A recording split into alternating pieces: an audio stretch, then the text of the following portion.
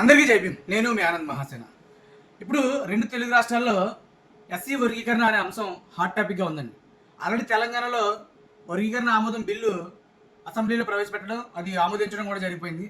అలాగే ఇప్పుడు ఆంధ్ర రాష్ట్రంలో కూడా అసలు ఎస్సీ వర్గీకరణ చేసే ముందు ఎస్సీ జనాభాను బట్టి, ఇప్పుడున్న పరిస్థితులను బట్టి కొంచెం పెంచి ఆ వర్గీకరణ చేస్తే బాగుంటుందేమో అని చాలామంది మేధావుల్లో ఒక ఆలోచన అండి. కానీ నిజానికి మరి ప్రభుత్వాలు ఏం ఆలోచిస్తున్నాయి ఏంటి అనేది మాత్రం నేను చెప్పలేను. కానీ తెలంగాణలో మాత్రం అయితే ఆల్రెడీ డివైడ్ అయిపోయింది. కానీ ఆంధ్రాలో ఇంకా ఆ ప్రస్తావన ఉంది.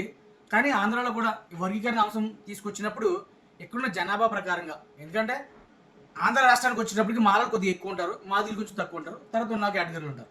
కానీ పంజాబీ తరహాలో పంజాబ్లో 25% పెంచి అప్పుడు వర్గీకరణ చేశారండి అక్కడ.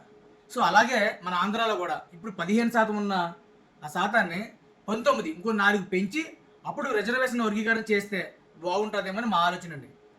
నిజంగానే మాలలు ఇక్కడ ఎక్కువ శాతం ఉన్నారు కాబట్టి ఇక్కడ మాలలకి 9, మాదిగలకి ఏమో 7, ఉన్న కేటగిరీకి 2 ఇలా ఇస్తే బాగుంటుందని ఆలోచన అండి. ఆంధ్రలో మరి ఇంకా ఈ ప్రస్తావన వచ్చిందా లేదా అనేది తెలియదు. కానీ చంద్రబాబు గారి మీద చాలామంది గౌరవం ఉంది కాబట్టి కనీసం ఆయన ఈ విధంగా ఆయన ఆలోచించి వర్గీకరణ అంశాన్ని ఆ పెంచి అప్పుడు చేస్తే బాగుంటుందేమో అని కూడా ఆయన కూడా మేము విన్నవించుకుంటున్నామండి. ఈ 2-3 రోజుల్లో ఏదో ఒక సమయాన్ని బట్టి రాజశాని కూడా ఈ విషయం మీద మాట్లాడతారు. కొద్ది వేచి చూడాలి.